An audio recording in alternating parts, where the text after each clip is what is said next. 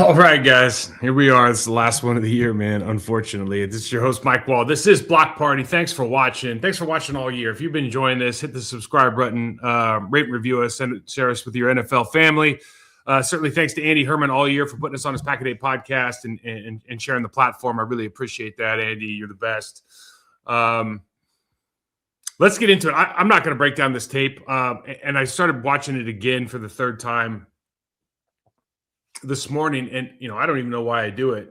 You're glutton for punishment, I guess. I have this. I have a. Let me start by saying this before we get into this stuff, because we have to have. This is some tough conversations here. Like, I have a deep affinity and love and respect for the Green Bay Packers organization, the people in the building that have been there for the last 30 years. So many great people. I know Dr. Pat McKenzie is retiring this year. He is one of the best human beings I've ever been around. As is so many people in that building, too many to mention. And so, this isn't I'm not a fan. I'm a guy who played there, who left and immediately regretted it as soon as I did leave. The grass is greener idea, and somebody who just really values the relationships of the people in there and values the organization and what they stand for, and the community and what the fans stand for, and how great the experience is being able to be a part of that community. So I do have a different perspective on this. Certainly, I've tried to share that with you guys as best I can. I try to keep as as reasonable as I possibly can when I have this, and not be too emotional in responses, because I do have a kind of a player and a coach perspective, and I think that's a little bit different maybe than what's on social media from time to time. But listen, this game was really, really tough, right? We lose 31-27 to the Bears. And just, quick stat lines. Jordan Love had a really, really good, obviously, first half. But overall, 24 for 46, 323 yards, 4 touchdowns, no picks, 1 sack, I think. Maybe for like a yard. But he just played lights out game. You don't expect to lose a football game when your quarterback has those kind of numbers. You certainly don't want to throw the ball 46 times.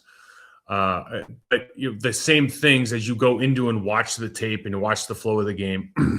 There's a couple of things that stand out, and the number one thing is once again on offense, Josh Jacobs. He has a pretty good first half, but we just got completely shut down up front. Whether it was the tight ends or the receivers not being able to execute their blocks, whether it was the scheme. He ended up 19 for 55, 49 in the first half. We had 22 total non-quarterback carries of the football. So we had Josh Jacobs for 19 carries. I think we had 2 end arounds, and I think Wilson had a big run, and that's it.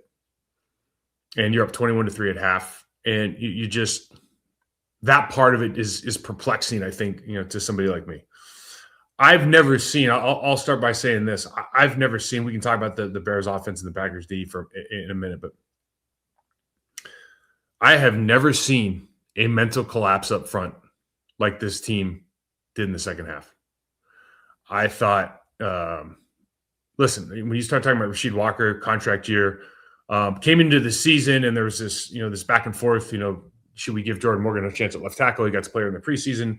Rasheed Walker is an established veteran that I think came into the season and had high expectations for his contract year. I don't think over the course of the season, I think if you asked him, I would guess he'd say he played well, but he'd like to have played better, which is the case for many, many players in the National Football League. In this game in particular, in the second half, as you watch the game and you watch the just what he's trying to execute, not even whether or not he's getting beat or not. He's either being coached to do something in a completely nonsensical way, or he just had like a lobotomy at halftime. I can say that about the scheme in general, the run game. Like there's some of the schemes that the Bears are running in the second half to shut everything down are ripe for taking advantage of, particularly in the run game. But we're schematically handling pressure looks in a way that, at least to my eye, is completely non-traditional. If they're running a nickel slot with an end down and a backer around, there's ways to pick that up with the offensive line that you don't have to add a receiver trying to cut somebody off into a play side play. when your backside, if you're the left tackle and you're running some play action and your backside hinging and you're not popping out and the defensive end gets 2 free hits on the quarterback, doesn't make sense. I mean, it's not that you're not doing, it's not that you're getting beat, it's that you're not even trying. When you've got a strong safety or a nickel slot coming off the left side and your tackle's leaving the defensive end for the running back and blocking out on the strong safety, it's not something that I'm used to seeing. So those things make me think, and look, like Adam Stenavich is Matt LaFleur, Adam Stenavich, Luke Butkus, like these guys are all going to be heated up this week because of this performance. I can't, it's really hard because there's so many mental errors in this game. And there's mental errors every week, but if you go into a game as an offensive line, and if you have a decent offensive line, let's say everybody, the way that they get graded in their meeting rooms after a game is usually something to the effect of like you have like this like execution grade plus minus and like a mental grade, like did you do your assignment, missed assignment grade plus minus. Usually everything's on the execution side. Maybe you have like one missed assignment, right? There are so many missed assignments in this game, unless I just have no idea how to watch tape. There are so many missed assignments or like missed opportunities to adjust something, at the line of scrimmage, that at some point it's, a lot of people in the media will go to and say, look, it's not the coach's, it's not the coach's fault this guy couldn't block this guy. It's not the coach's fault this guy didn't make the catch. It's not the coach's fault that this guy didn't make the tackle. And I do agree with that. At the end of this, where you want to place your blame, I think, is more localized to who you are. Like, in other words, if I'm a player, I'm going to take ultimate responsibility for what I do. But I also know because of that I can't rely on anybody else to make sure that I'm in my preparation phase getting done what I need to get done. I know I have to do that myself. I think the way that this generation is, I think the way that the NFL has become with the lack of preparation, I think the college schemes, all of that stuff builds into this idea that at some stage, to the people on social media or the experts that are saying at some point you have to do all this stuff, I agree with you. But at the same time, the responsibility is to teach basic body mechanic positions so you can be low enough to make that tackle, so you can run through that potential tackle, so you can make that block, so you do have a good profile. So to make sure that as a receivers coach, are all your guys taking 100, 200 jugs machine catches after practice? So I think there's at the very least, there's a responsibility from the staff as well, because remember, with this generation of athletes coming up through high school, usually it's a funnel, right? Best guys get through. College schemes are simple. It's athleticism. Best guys get through. We draft on a lot of teams, including the Packers, draft on RAS scores and tangibles or some variation of that. At some point, you get to the big leagues and you realize, oh, this isn't that easy, or I'm dropping the ball, or I'm missing these, or I have too much information in my brain. I'm not executing. I don't know how to get my profile. My body mechanics aren't the right way. Well, you've never had to fix that because you've always been the best athlete. So the responsibility is in large part on the coaching staff or that player to go outside of the coaching staff isn't helping them to make sure that you can do this basic stuff at the highest level.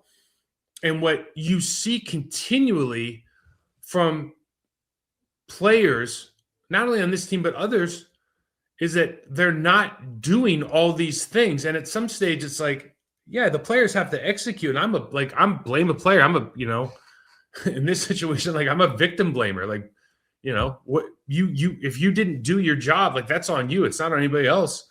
But I think the reality is when you're trying to build a culture and a program and you're trying to talk about your preparation and, your standards of execution and all these things, it has to come from the building that your expectation is at the highest level. Just what everybody thinks about when they think about the New England Patriots with Bill Belichick for the first 17 or 18 years of his time there with Tom Brady. So I just think it's, when you watch this tape, the breakdown, it's easy to say, well, we We didn't lose our heads. We just aren't executing. Well, those are the same things. That's the same thing. And it looked like, to my eye, as I'm watching this game, like everyone's waiting for the other shoe to drop.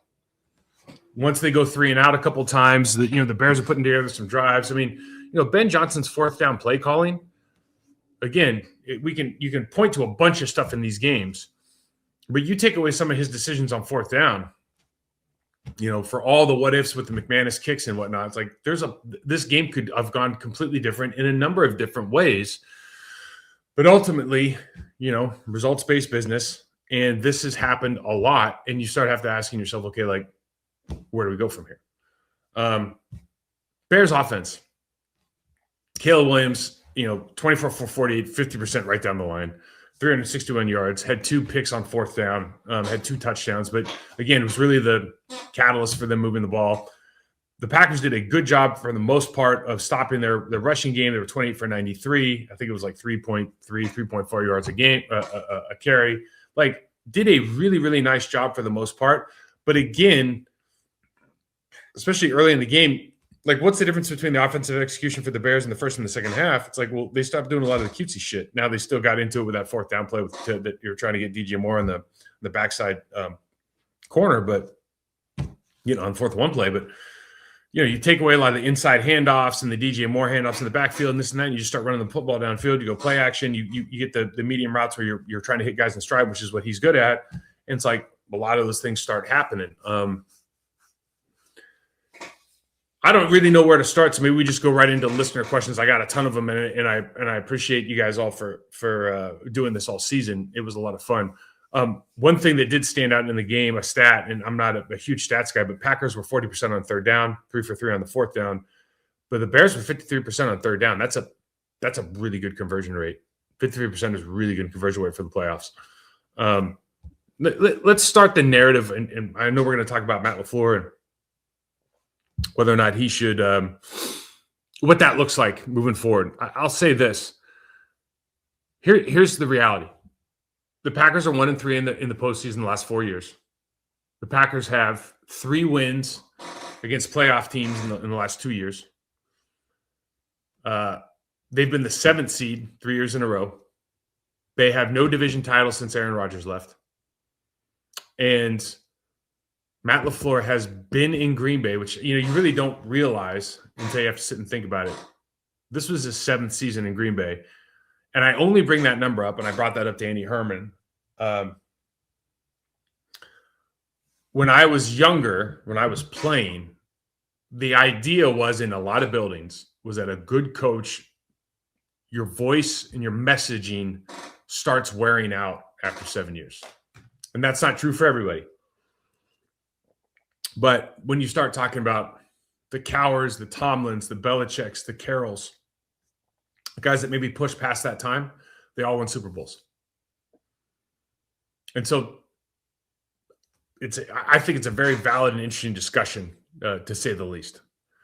But let's get into some listener questions here. Oh, man, there's a lot of them here.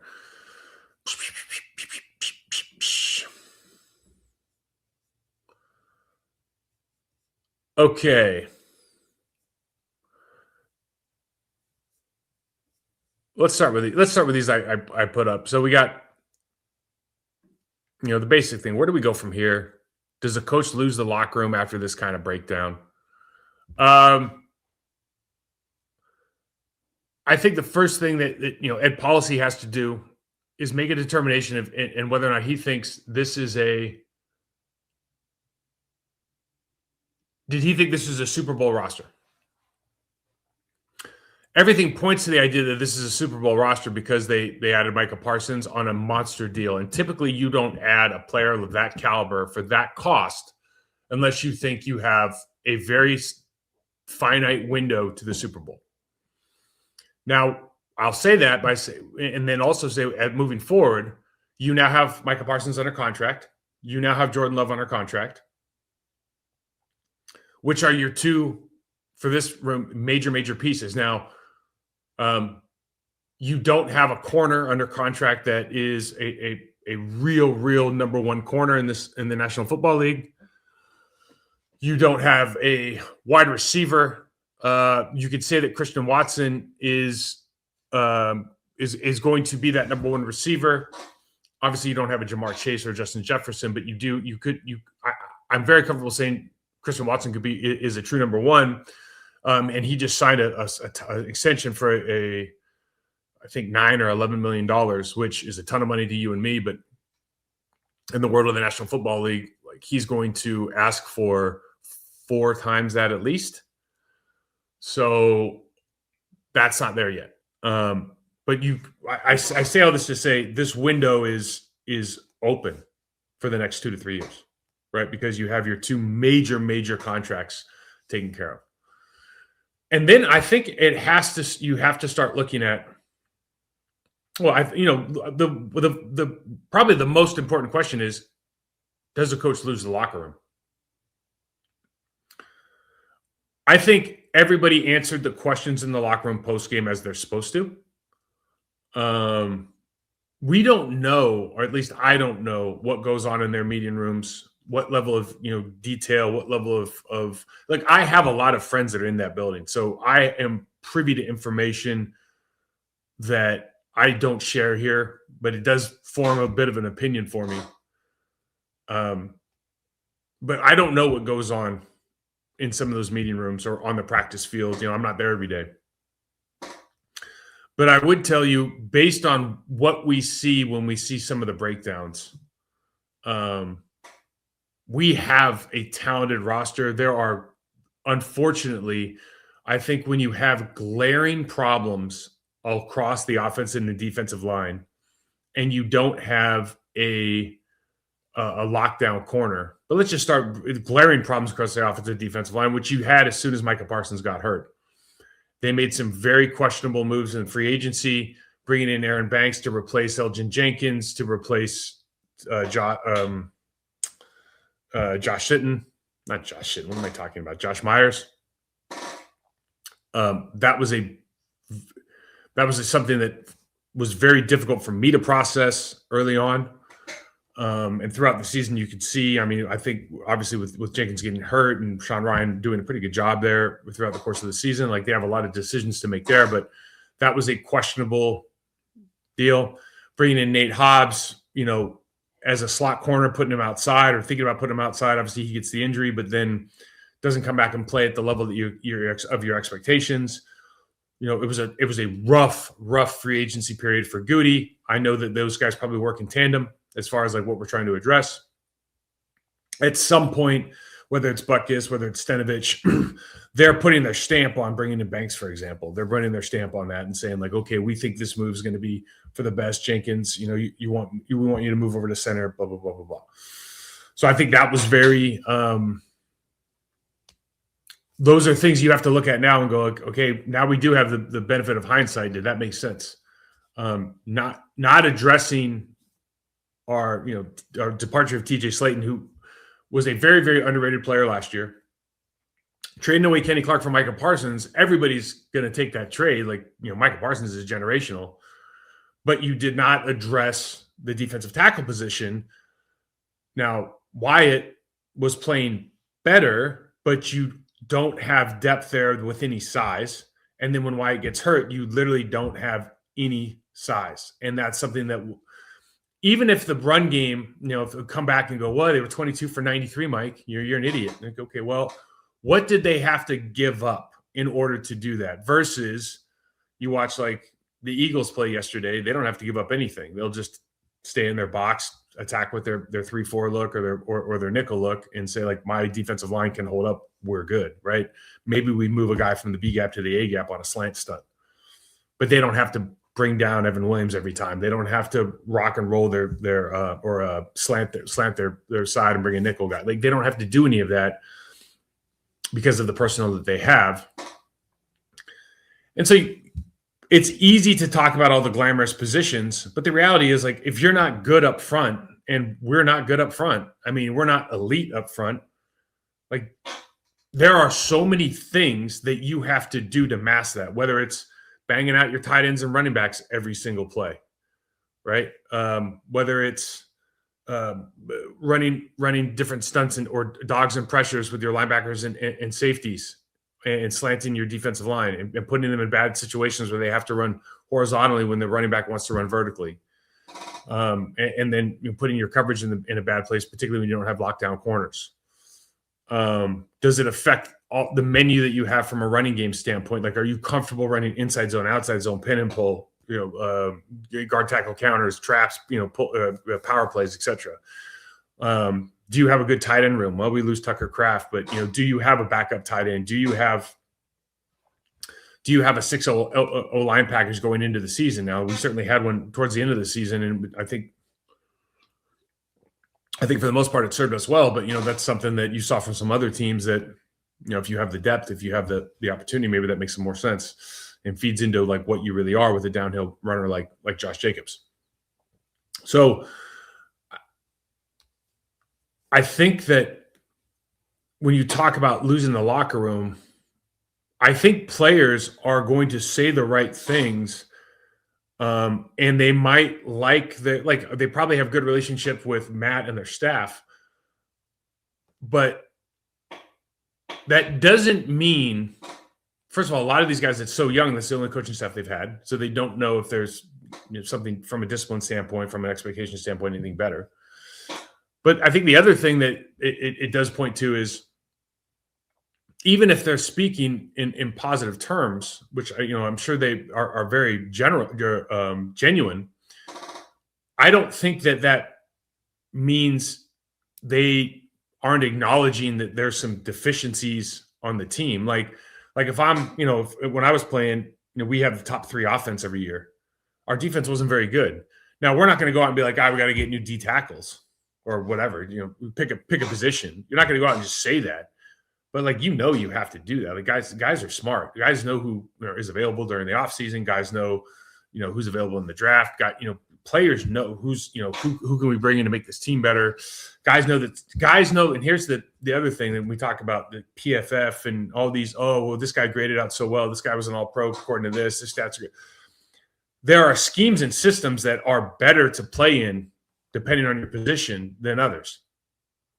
And so guys understand who's available, who's good or deficient on your team, what scheme works, what makes the most sense, like what's easy to play in, what's quarterback friendly, what's O-line friendly, what's defensive end friendly.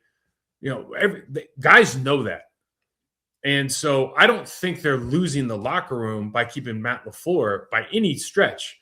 But that doesn't mean, one, that there might be an alternative out there that might supercharge or kickstart this team into something better, or two, that if guys are coming back saying we really want Matt back, we think he's a leader of men, and we think he's the right guy for the culture of this team and all that, that they don't acknowledge as well, at least privately, that there's other pieces of the puzzle that were clearly missing and are not being addressed or haven't been addressed as to this point.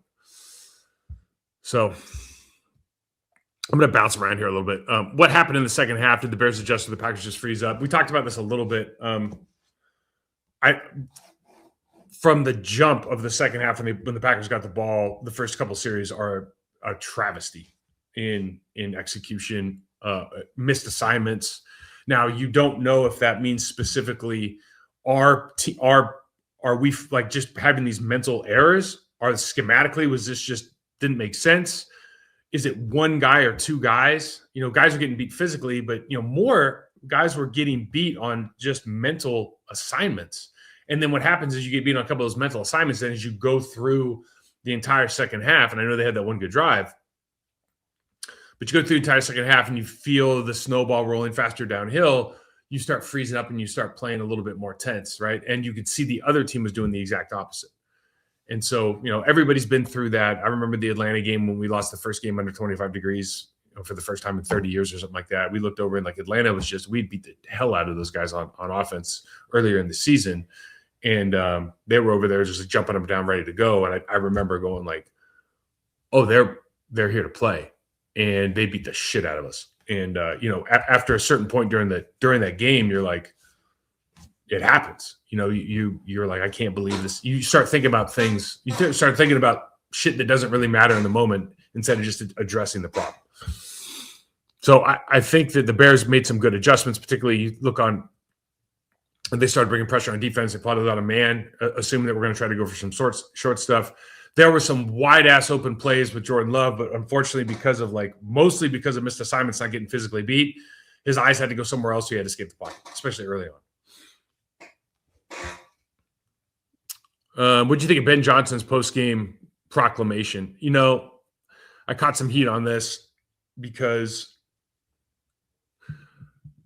I think a lot of things that are in the locker room shouldn't get shown to other people outside of the locker room. Like, I hate that there are cameras in the locker room at all. I know that, his little chant has gone viral. I know that across the league with so many of these guys, like, I think it's part of the fan experience. And look, there's so much of this stuff that used to be sacred and is not sacred anymore. And I think in a very closed environment, you talk like that, or a lot of people talk like that. And it's not considered classless or anything. It's just like, those guys were talking shit. We beat the hell out of them. This is my response to my team. But unfortunately, it came out on that. But I do think broadly, there is and always has been, like, the Packers that I were playing, we never thought the Bears were our big rival. I mean, we thought the Vikings were because they had Culpepper and Moss and Carter and, Robert Smith and all those guys, John Randall, McDaniel, all these, God, so many good players up there. But we never thought the Bears were our rivals. The Bears were always kind of like, we were their rivals, but not vice versa.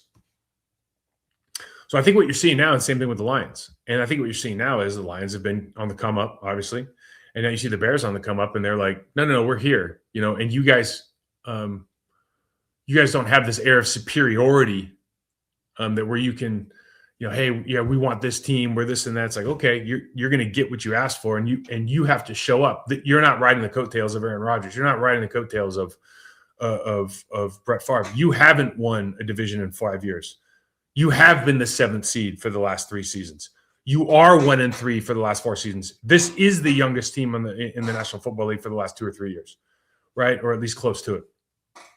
So don't come in here talking like you've done something when you haven't. I think I'm putting a lot into that very small phrase that he used, but that's kind of where I think these other teams, I mean, I know for a fact this is how the other teams feel. And it's a little bit of a warning shot across the bow. And, you can like that or not like that, or appreciate it or not appreciate it, but I think that's what it is. Speaking specifically, a lot of people ask this, and this was more like a Matt LaFleur comment or a question. When you're into your 8th year now, if they're going to re-up him, like, where do you go? And can a zebra change his stripes? Can some of the things that we've seen be overcome? And again, I can't speak directly from the preparation standpoint. I can only tell you the results that I see on game day and what I continue to see. And listen, like, I think one of the things that's difficult, having played as long as I did, having the affection that I do for that team, but also trying to be objective as possible, is that I do have a deep respect for how difficult it is to be a coach in the National Football League. I have a deep respect for what Matt LaFleur has to go through as a head coach for the Green Bay Packers, which is, in my opinion, the best organization in sports, right? Best fan base, best stadium, best facilities, best organization, best support staff, etc. So that is a very, very difficult job, very, very time-consuming job. Mike Sherman used to sleep in a cot under his desk. Like, this isn't I know they get paid well and everything, but this is a very hard damn job. So you have to appreciate that. Having said that, this team I don't feel like this is a tough football team. And I don't know where that comes from. I have my ideas. I don't like the execution you see under pressure. I love what you see from, Jordan Love, a majority of the football game. I love what you see from Josh Jacobs. But there's when you get drafted to a team or you're a free agent, there's guys that are going to be good no matter what. They have the right coach in the room. They got the right mentor from a player standpoint. They're just physically, they're really, really good athletic players. They're heady. Maybe they have a high football IQ coming in, the right demeanor. There's something, okay? So let's say you got 7 of those guys on your team. You are working your ass off as a coaching staff to make sure the other 40 some odd guys, 46 guys, 45 guys have their shit together. are soldiers, right? Can do exactly what they're told when it's called upon, like almost unemotionally, like they are automatic in their execution. You know exactly what you're going to get from them, right? And they have flair, they have personality, they have all that they bring to the game, they have passion. But when it comes to like doing what it is that is required of you, they have been drilled so many times. They have spent so much time preparing. They have so much time film work. They have such a deep understanding of who they're playing and what their tendencies are that it's like, I've got this down pat. I communicate at a high level pre and post snap. My mind, my processing unit is high elite level. You don't see that as much, I think, from this team. And so in order to continue ed policy, Goody, whoever's in charge, you have to make sure that these guys are reevaluating how they prepare this team. I'll take it back to this with Pete Carroll. Pete Carroll gets to Seattle, right? Pete says, you know what? I see the model right now with the NFL, but I've had so much success at USC. Here's what I'm going to do. I'm going to draft guys that want to be legends in the game, right? I want to draft guys. I'm going to ask them, like, what do you want out of the National Football League? And I want to be in the Hall of Fame. I want to be one of the guys they talk about. Then I'm going to work the hell out of those guys. I'm going to be the most competitive practice team in the National Football League. I'm going to run a relatively simple scheme that my guys can execute and communicate at a high level. I'm talking about defense now, but you can talk about either side. And I'm going to put them through it every single day because they're young and they can handle it. And I'm going to build my mini dynasty doing that. And I can tell you from firsthand commentary about players that were on those teams that came to other teams, they were like, most people on the team I'm on could not practice with the team I was on because Seattle practices way harder than everybody else in the National Football League. And then what Pete would say is like, and then we'll just recycle, right? Well, it's college, 4 years, 4 years, 4 years. And really, if you just kind of think about what was the demise of Pete, if there was a demise of Pete in Seattle, it was like, well, you had to start paying some of these guys that were playing so well, and then you start paying those guys, the power dynamics change, and that's where you lose your voice, right? But Matt's got to figure out, I've got this youngest team in the league. Am I the hardest practicing team in the league? Am I the team in the league that is preparing to be the toughest? Like, I'm going to go run through a wall and I'm going to be clap back on everything and just be able to play through the echo of the whistle. And am I practicing to be that kind of group? Or am I trying to be the youngest team in the league because I like the contract situation and I'm trying to be like more of a finesse team? I think that's really tough. I think you get found out in the playoffs when you do that. That's my opinion. So I think it can be done, but I think you have to make it fundamental, kind of changing the way you think about things. Let's get over to some of the stuff we have on Twitter right now. God, there's so many. Okay. If Matt LaFleur stays, what are the changes in staff player positions you would make if you were Goot? How would you fix second half issues that plague the team and like Toughness? And then there's another question is, what is the one thing you would change about the O-line room, players, coaches to get better from that group? Okay, so look, I'm an O-line guy. I coach O-line guys. I would make sure that my offensive line was really, really good at the basics of the sport. Are they, is your footwork, your pad level, your profile into contact, your hand positioning, like, are you just elite at that? And then or in conjunction with, then you would start looking at your scheme and going like, are we trying to defeat scheme using too many external people, a la wide receivers, tight ends, etc.? Like, do we have a system where if I've got to run the football, I can get a nickel and run the football. I can get into 12 and run the football, right? What am I good at? What can I get good at? What do these guys do well? I think a good offensive line does literally everything well, right? But the reality is if you've got a 330-pound guard, maybe you don't want to run punt and pull with him unless he's Penny Sewell or some freak athlete.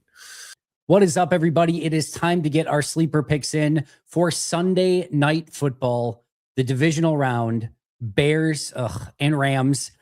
This is a huge one. We can't have the Bears going on to the NFC Championship game. So Rams, you're going to have to come up with a win here. We've got 3 fun picks for this one. Of course, we've got to go with our guy, Devontae Adams, more than 53.5 receiving yards. We see how bad this Chicago secondary is. Devontae's going to have a field day, more than 53.5 receiving yards. Puka Nacua, anytime touchdown. The dude's a machine. Chicago's not keeping him out of the end zone. I'm going to go with Luther Burden. I think he's going to have some success against this Rams secondary, more than 2.5 receptions. You can copy my picks or you can choose your own adventure and make it your own thing. That's awesome. But make sure to get those picks in over on Sleeper. It makes playoff football a ton of fun. And the best part is you can get a 100% match up to $100 by utilizing code PACKADAY. Again, a 100% match up to $100 by utilizing code PACKADAY. Terms and conditions apply. See Sleeper for details. They're available in over 25 states nationwide. So what are you waiting for? Get those sleeper picks in right now.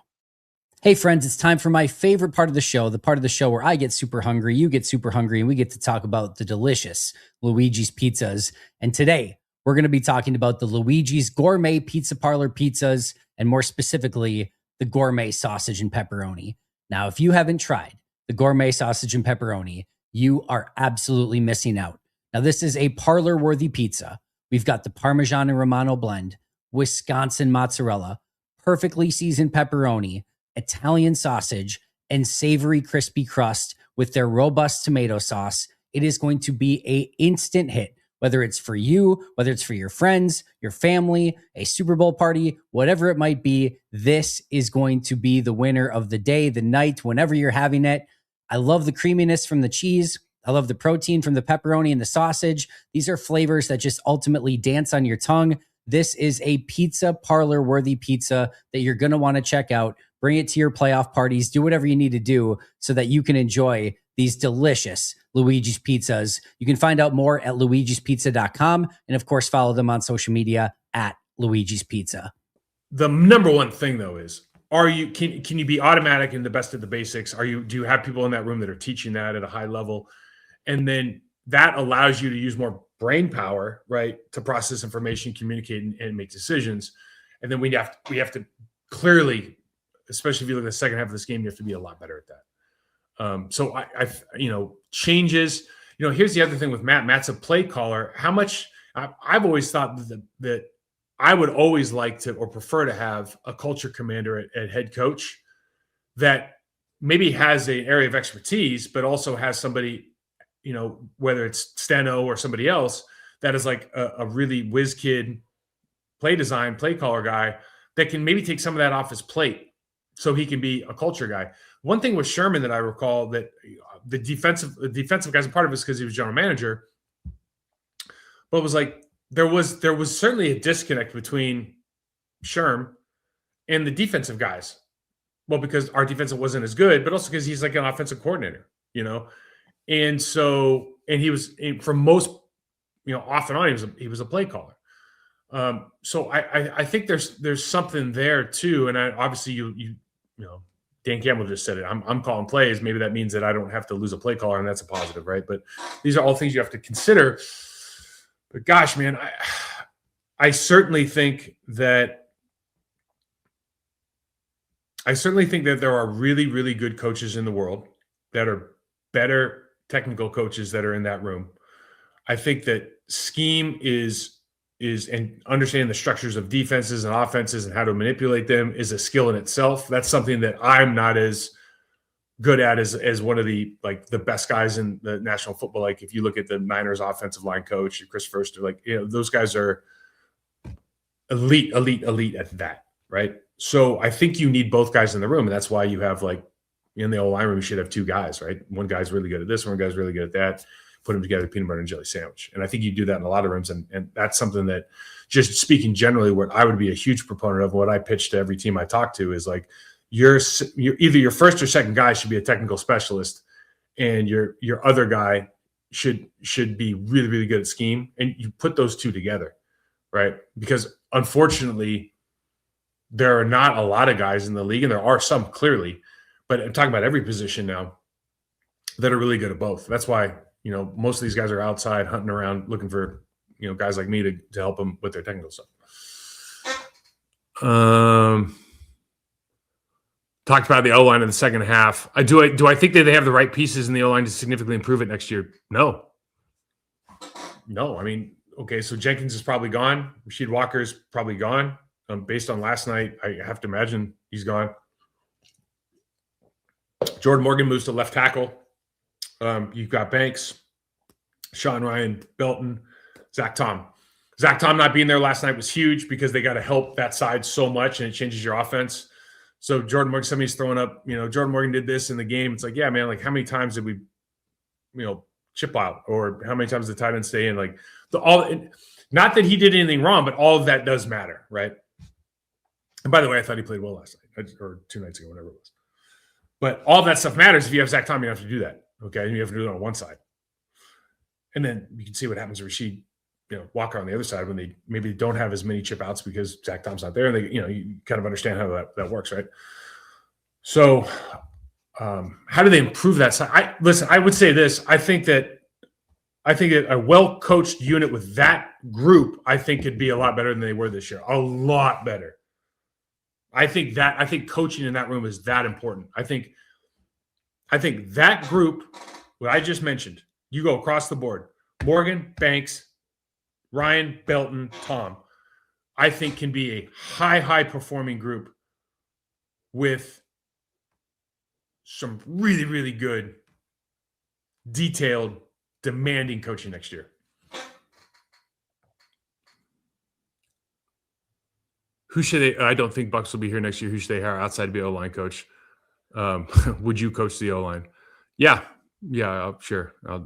Would you take a position on the staff? Okay, there's a lot of. That's not how the NFL works. That's not how the NFL works. Having said that, if I was ever going to consult with the Packers in that, I would be.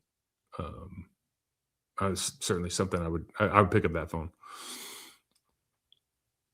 With now extension seemingly all but inked, what's your next step if you're Matt LaFleur? Clean house to see how good position coaches, maybe hire an OC to play call and focus on leading this team. Yeah, that's exactly what we were just talking about. Absolutely. Be the GM. In your opinion, what are the top 3 things you think need to change to turn this team into a force? Assuming everybody's healthy next year. Defensive tackle, and not just one guy, depth. When Campanelli left, I thought Quay played well this year, but are we as good at linebacker this year? So maybe, okay, let's go. I think we need to change some position coaches. I think we need personnel-wise, you need defensive tackle. And I think you have to you have to draft a cornerback. I think you have to draft a corner. And you have to solidify your defensive line, draft a corner. Look, they're not going to spend any more money on the offensive line. They're not, because they first round draft pick it next year, first round draft pick left tackle, $20 million a year left guard, third round draft pick center, second round draft pick right guard, and top three, I don't know, whatever, really good right tackle. So they're not going to put any more money into that. And they just paid him too. Thinking of Quay Walker's comments about these losses happening back before his time, how does the team break out of there, and how do we go again mentality? Yeah, so Quay made some really interesting comments. I think the thing here about that too is I really don't believe in these things hanging over you as a playing group, but I think they can hang over you as a staff. I love DQ. When DQ lost 28-3 comeback in the Super Bowl, was the Falcons team ever the same? Part of that was because they have, and that's players and staff. I think that does hang over your head maybe a little bit. But, when you're talking about, fresh meat in the building, not necessarily year to year, but you got the youngest team in the league here for a couple of years now, man. It's stuff that happened in the past. They probably don't even know about, but I do think his experiences matter. And then understanding how to learn from those experiences. What I'm always interested in when a team doesn't perform well, and I was on a lot of these teams, right? Because only one team can win the Super Bowl, and if you don't win it, you're always disappointed. And you lose games you feel like you should win. Is And I'm just trying to think back right now because I haven't really thought about this in a while. When we lost the 4th and 26 game, and then you come back the next year, like we didn't do anything. Now I'm thinking about it, like we didn't really do anything different the next year because we were like, oh, like we were better. We thought we were the best team in the NFC, and we thought we were in a position where we were definitely going to go beat the Panthers, and we were going to be in the Super Bowl, the Patriots Super Bowl there. And we offensive line is arguably the strength of our team, and our run game, we shit down our leg on a 4th and goal. And then that led to Sherman not trusting us on a 4th and 1. And I mean, there's all these other things that happen that leads to the 4th and 26. It leads to the pass 66 where we throw the pick, and it leads to all that stuff. But fundamentally, when you break it down to a couple of things that you can control, it's like, do we go back and do we make sure that we're the number 1 team in short yardage? And I just don't, I don't remember. I'm sure they had discussions about it, but I don't remember if that was like a point of emphasis. Like maybe that's what you need to do in the offseason.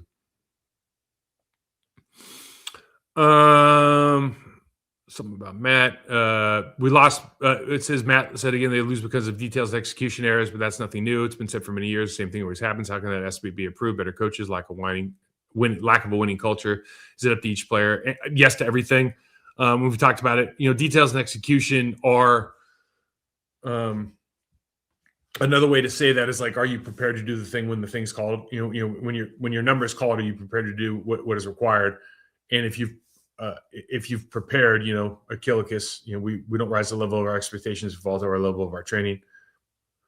I think if you go into that situation prepared, like anything can happen, you can make mistakes, but I think your opportunities or your chances of being successful go way up. And so then what is that? And I think for me, again, like the only thing I can point to with all this stuff is like the standards. Because if everybody likes what we're doing on defense and Hafley comes in, you see the definitive difference between pre-Hafley and now, right? And obviously injuries and this and that and the other thing. And I know, obviously this game didn't turn out the way you want, but you love the way, like Hafley's going to be a head coach because he came in and it was a certain way. And then he left and it was completely different.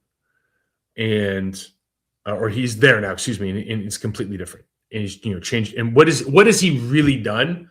My opinion, he's changed the culture of the team. He's changed the priorities of what's important with that team. Tackling, safety alley tackling, pattern recognition, communication, running to the football, except for Rashawn Gary. For whatever reason, that's another story. It's real sad to see. That is what is the big change with the team. So when you talk about all this other stuff, it's like it feels like a culture change.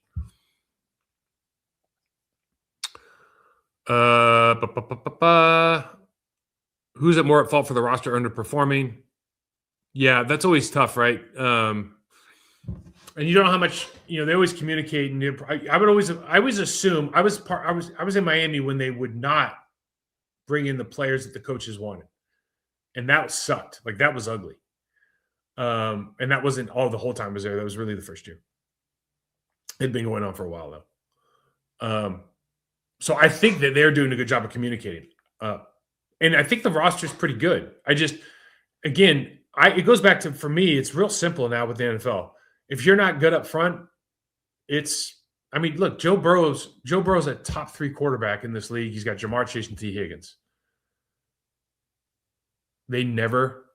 Zach has never put either the coaching or the personnel in place to block, or the scheme to block for him.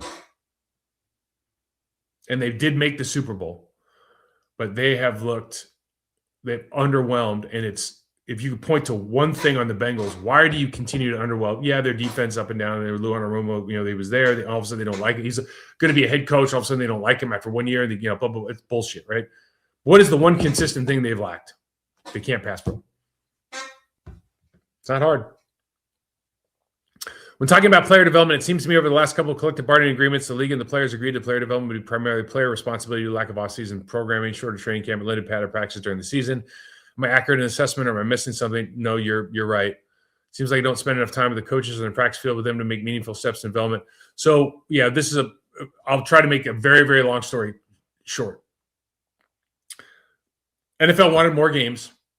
They went on this huge safety kick because of the concussion, the CT stuff.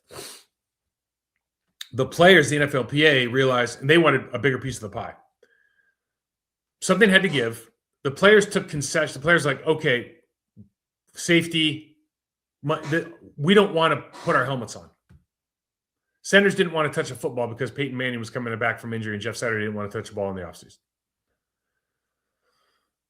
So the NFLPA was like, hey, okay, we don't want to have to do all these things we have to do in the offseason. And the owners are like, oh, is that what you guys do? Oh, okay. Yeah, that's fine. We don't even care. Oh, and then we can say that we're being safer so then we can get our 17 and 18 games, which is what they're going to do next. So all they've done is made the league is worse. I mean, the league is look, better athletes, I mean, more evolved humans, training less, doing things that are more specific but not necessarily better. And you know, it's the social media age where like I can look any information up that doesn't make me an expert, right? Like having a deep understanding of how to watch tape, for example. So if you want to be, I think the good news is, or you know, the reality is, if you want to be in the top percentile and you see how much more like you see how much more a guy who elevates his game, how much more in millions of dollars a year they get paid. That any reasonable common sense player would be like, okay, if I'm going to get paid $10 million a year and the top guy in my position is making $20 million a year, and all I got to do to get from here to there is like go find somebody who's going to help me be better, and they're not doing it here, that ain't that's the biggest no-brainer in the world, right? So I do think that it has turned out that way. I think the biggest misnomer that I feel bad for is like the people who lost out the most in this is the coaches. Because coaches, at least the old generation of coaches, like their number one thing they want to do is be with the players, right? So you're at the work for 16 hours, you get 3 hours of the players, best 3 hours of your day. The rest of the time you got to be in these shitty meetings. You got to like draw stuff up on cards. Like you don't want to do any of that. Like what you want to do is you want to coach your players. And now even the offseason, they can't do it. So I actually think they got screwed, because nobody was thinking about like they don't have a coaches union that was like, hey, wait a second, we want to work with our guys, And I think the good coaches out there like are pissed about it. And I know I've talked to like particularly quarterback coaches. They're like, we don't get to spend any time with our quarterbacks, and our quarterbacks, are going to these other guys. We're doing this and that. Like, and like from their perspective, it's like why are we doing this? Why don't we just allow the quarterbacks to come in and spend more time in the building? Like what quarterback is getting beat up so bad that they can't practice some more or like watch some more tape, But this is the agreement that they made. It sucks, but it's just the reality of the sport right now. Dale's asking if Harbaugh would take a special teams coordinator position. No, he'll be a head coach. Sorry, no chance. Why did our running game struggle so much in short yardage situations? We're not physical up front, although we got a lot better. We run a lot of shotgun stuff. Doesn't make a lot of sense. We get too cute. Under center works. I don't know the numbers for the Packers, but league wide, it works like 20 or 30% better, more times. But we don't really have a tush push. I remember the last short yardage we got beat backside by Roquan Smith and against the Ravens, and we just got out executed, But it was out of gun, I think. Yeah, it was out of gun, which just slows down the running back effectively. I think Richard Bisaccia should be fired. Every game was lost due to special teams. That's not true, but I get your point. I think of the thing about Rich, when you have a guy, and I've talked about this before, if you have a guy that if you have a position like special teams that's constantly bad, then and you're cycling through coordinators, and then you have a guy all of a sudden that like ticks all the boxes, like supposed to be the best guy in the league, blah blah blah, and they're still no good. It's like it's not his fault. Like it's something else. Like, he's obviously getting enough time, resources. Josh Jacobs decides to go run the football back for the first time, and you're like, well, that was a good idea. Or Keyshawn Nixon gets back there because it's, the playoffs again. You're like, oh, he wasn't even all pro and we stopped using him? Oh, okay. Yeah, I mean, like it's not – I don't think it's Rich Bisaccia. guy's just talking shit. Can the Packers really continue with game?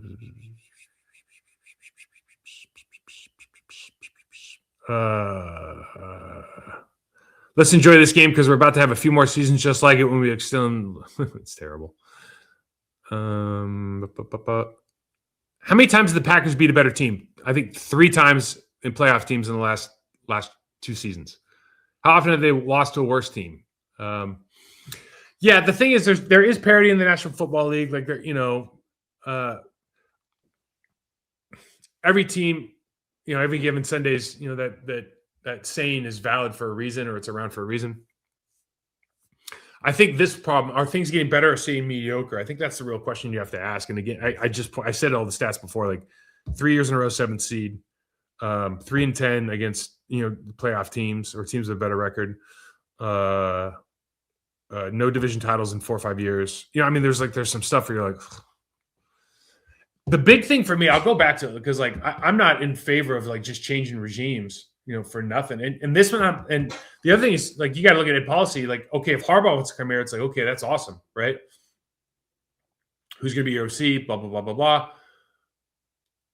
But it's not and there's a lot of young guys. Listen, I know there's at least 1 or 2 guys in Sean McVay's room. If you coach with Sean McVay, that's like a Willy Wonka's golden ticket, man. You're going to get interviews. And so I'm sure there's somebody there, maybe with Shanahan too. But if you're going to bring in a guy now to get rid of Matt and bring in somebody different, you got to bring in a different kind of guy, right? You got to bring in a Harbaugh because Harbaugh's not anything like Matt. You got to bring in. Does it need to be an older guy? Does it need to be a more gruff guy? Does it need a defensive guy? Does it need to be an offensive guy because you don't want to lose the play calling ability? Is this the right, from what we know about the coaches that just got fired, is this the right free agency period to bring in, to look at a new guy? That stuff's all something that policy's got to understand. I go back to this though, and I'm just, this has nothing to do with Matt at all. It's the 7-year thing. The 7-year thing with no Super Bowls seems like you've had 7 years, there's no Super Bowls on the shelf. That's hard for me.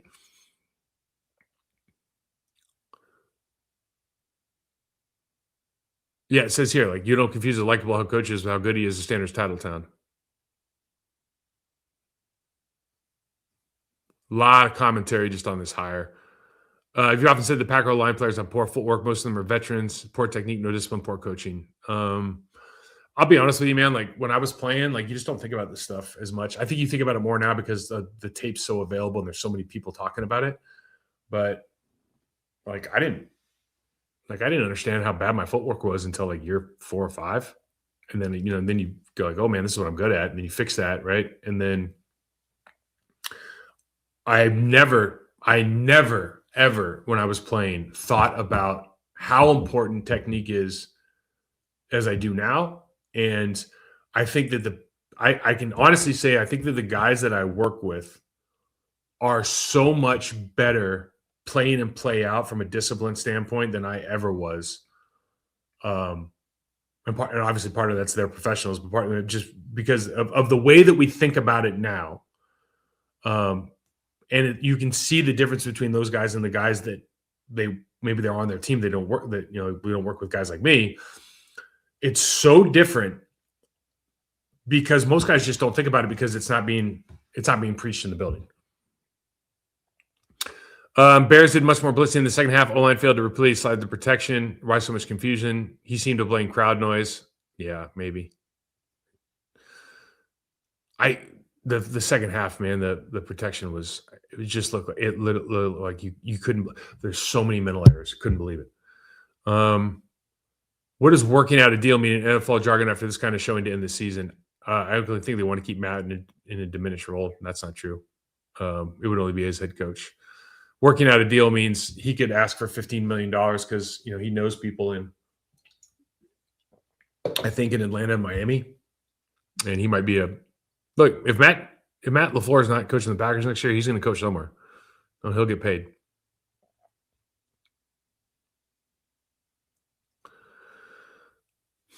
Unfortunately for your career,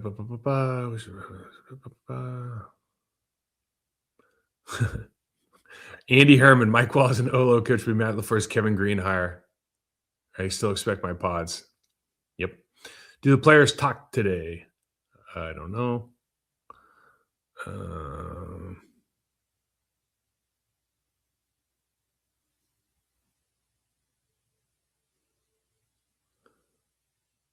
Maybe Ed Policy can light a fire.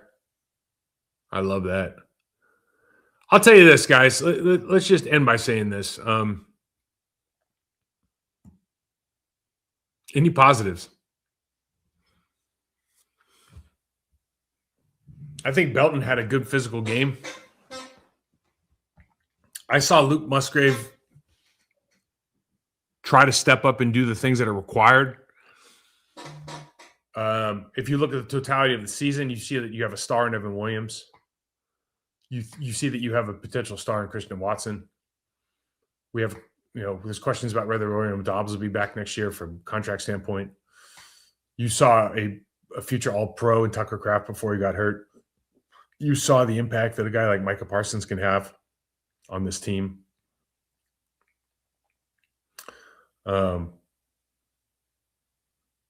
I just I think Sean Ryan is a good replacement for Elton Jenkins at center, or Josh Myers, whoever you want to look at. But I think he's going to be he could very easily be the center on this team for years to come.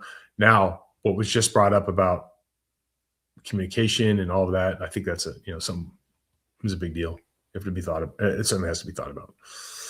I think the positive for this team is, if we're just being honest, and I look, man, you don't want anybody to get fired. I don't think about things this way, but I do look at it like, does this team need a culture change, and is 7 years too much time? But if you look at the roster, you have a Super Bowl caliber quarterback. You have your guy on defense, Micah Parsons. You have two safeties that are excellent. I think you have two linebackers that are excellent. You have you still have a running back that it's high level. You have an All-Pro caliber tight end coming back next year. I think you have a good wide receiver room. You really need to get better in the trenches. I mean, that's it. You got to get better in the trenches. And if you get better in the trenches, I think the sky's the limit for this football team, because there's just not that many. There's not that many teams with the kind of talent across at levels in the defensive room or the offensive room that you have here. But I do think they need to have some help in the trenches. I tend to think that they need a culture change. Now, I will say this. A culture change can be as simple as changing one coach in the entire building that just demands something different. Because even if you are in one room, like let's say you're in the linebacker room, let's say you're in the O-line room, and you just demand more, everyone's going to look at that room for a while and be like, those guys are crazy, and they'll make jokes and this and that. But eventually they're going to be like, what are we doing? Right? And in that room, for example, what happens? Running backs get better, right? Tight ends come and learn how to do this, right? Quarterback communication gets better. Everybody benefits. But you got to find that spark, and whether it's up to Ed or Matt or Goody, whoever, to find that spark, I think that's where it is. So listen, guys, this has been it's been fun for me. I don't know about anybody else, but I really appreciate everybody watching, asking the questions. Let me be part of your week. My guy here. I think that football is just just a great teacher of like life lessons, particularly about overcoming adversity, working with other people, and I think that these guys working under the microscope that is social media now, I don't know how I would have handled it. I was making this joke yesterday, not a joke actually, but when I was playing in the early 2000s, if like somebody was talking shit about me on social media, like you just go to that town and find that person, and I'm not saying that to be like a tough guy. It's just like we have, as a culture, we have adopted this emotional response, shit talk, let's just pound everybody into the ground. Life's, kind of, we're okay with that idea. And, these guys, the recipients, these guys who are out here in the arena, the man in the arena idea, who are out here just trying to do the best they can. Like, nobody wants to suck, right? Now, they might be doing everything they can, or maybe they don't know how. But these guys are out here trying not to, they're trying to do their best. And I think it's tough sometimes. It's tough for me to participate in some of this because there's so many experts out there who look at PFF stats or throw a couple stats out and get people to yell at it and back and forth. And I'll just be honest with you guys. It's like, we used to be about educating and informing people and letting people, try to make people mini experts. And so they can have this deep appreciation and understanding of the sport. And now it's so much about shit talking and looking at stats that are non-contextualized to look like, what you're talking about and winning arguments.